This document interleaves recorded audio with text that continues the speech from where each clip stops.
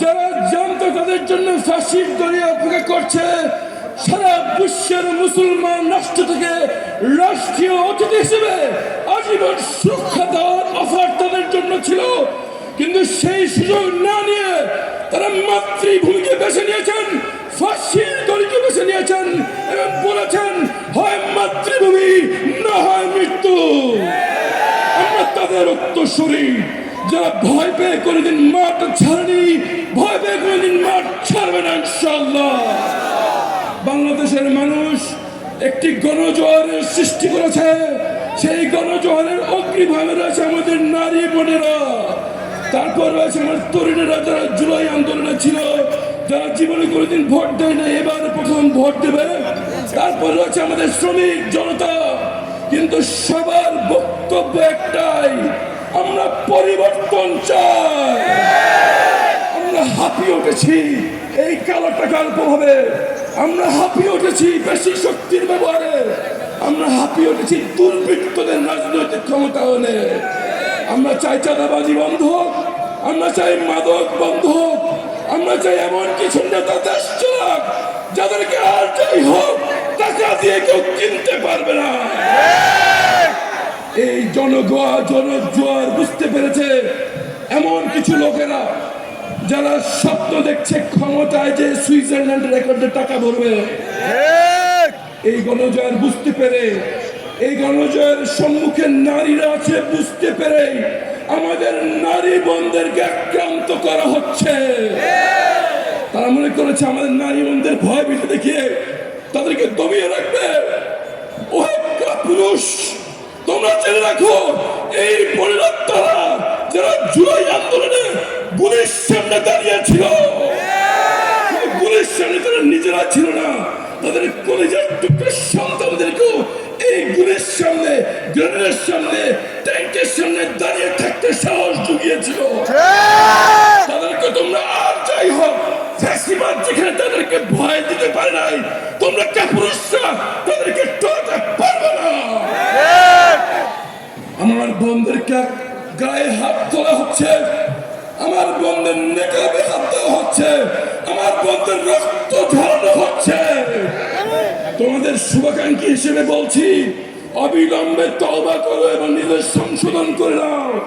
এই বন্ধের অভিশাপ যদি আল্লাহর আরশে পৌঁছে যায়, আমার আহত বোনের রক্ত শুকানোর আগেই বাংলার মানুষের বুক থেকে তোমরা মুছে যাবে ইনশাআল্লাহ। তোমরা আমাদেরকে মানুষকে ভয় দেখাও, আমরা আমাদের বোনদের বন্দী করে রাখবো। তাকিয়ে দেখো এই সমাবেশে ভাইরা আসার অনেক আগেই আমাদের বোনরা তাদের সমাজস্থল উপচে আশেপাশের ভবনে ভরে গিয়েছে। জানি না আমি কয়টা ভোট পাবো, কিন্তু আমি এটা জানি, আমি যদি 10টা ভোটও পাই তার সাক্ষী হবে আমার নারী বোনদের ভোট ইনশাআল্লাহ। এবং এই বাংলার উন্নয়নে এই নারীরাই সর্বোত্তম অগ্রণী ভূমিকা পালন করবে পুরুষদের পাশাপাশি ইনশাআল্লাহ। আমি ইনশাআল্লাহ শুধুমাত্র আমি যখন গণসংযোগ করতে গিয়েছিলাম, একজন নারী সবজি বিক্রেতা যিনি রোদে পুড়ে বৃষ্টিতে ভিজে সারাদিন মাত্র 900 টাকা ইনকাম করেন, উনি আমার কাঁধে হাত দিয়ে বলে, বাবা আমার কাছ থেকে 100 টাকা চাঁদা নেয়, তুমি যদি নির্বাচিত হও বাবা আমি আশা করি আমার 100 টাকা আমার কাছে থাকবে। এই বোন একটা কথা বলেছে, এই কথাটা ইলেকশন কমিশন অন্তর্মন্ত্রী সরকার সবার শোনা উচিত। ওই বোনটি বলেছে, আর কিছু লাগবে না বাবা, খালি একটু নিশ্চিত করো আমি নিরাপদে ঘর থেকে বেরোবো, যে ভোট দিয়ে আবার ঘরে আসবো, আর যেই মার্কার সিল দিছি ওই মার্কার হিসাবটা ঠিক মতো হবে ইনশাআল্লাহ। তোমরা সব বাংলাদেশে জয় হবে ইনশাআল্লাহ। একটি ভূমিধস বিজয় শুধু ঢাকা 14 নয়, 11 দলীয় জোটের জন্য সারা বাংলাদেশে অপেক্ষা করছে ইনশাআল্লাহ। এবং এই ভোটের অধিকাংশ হবে এই বাংলার নারীরা ইনশাআল্লাহ। যদি ইসলামী সরকার এবং নৈতিকতা সম্বন্ধে মানুষ ভাইয়েরা দেশের নেতৃত্বে আসতে পারে, চাঁদাবাজদের চাঁদাবাজি বন্ধ হয়ে যাবে, দুর্নীতিবাজদের দুর্নীতি বন্ধ হয়ে যাবে, মাদক ব্যবসায়ীদের প্রকাশ্যে মাদক বিক্রি বন্ধ হয়ে যাবে। তারা আর যাই হোক চুপচাপ জিনিসটা মেনে নেবে না। সুতরাং আমাদেরকে তৈরি থাকতে হবে, তারা শেষ কামড় দিবেই, কিন্তু যত যাই করুক ইনশাআল্লাহ বাংলাদেশের মানুষরা বারবার প্রমাণ করেছে, ছাত্র জনতা ভাই বোনরা যখন মাঠে নেমে আসে পর্বত সমান শক্তিও বিলীন হয়ে যায়। ইনশাআল্লাহ 12 ফেব্রুয়ারি বাংলাদেশের ছাত্র জনতা নারী সবাই মিলে একটি বিপুল ভোট বিপ্লবের জন্য অপেক্ষা করছে ইনশাআল্লাহ।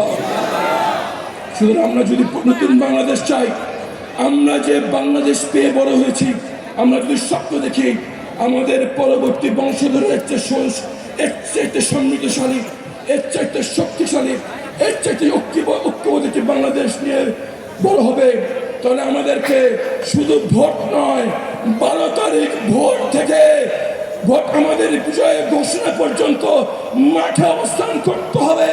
আমার ভাই ইনশাআল্লাহ আমরা সেই বংশধর, সেই উত্তরসূরি যারা বলেছিল হয় জন্মভূমি না হয় মৃত্যু, আমরা জুলাই শহীদ হাদির উত্তরসূরি যারা বলেছিলেন জান দেব জুলাই দেব না, বিজয় নিশ্চিত করে আমরা ঘরে ফিরবো ইনশাআল্লাহ। সবার সাথে দেখা হবে 12 ফেব্রুয়ারি ভোটের মাঠে ইনশাআল্লাহ। আসসালামু আলাইকুম ওয়া রাহমাতুল্লাহি ওয়া বারাকাতুহু।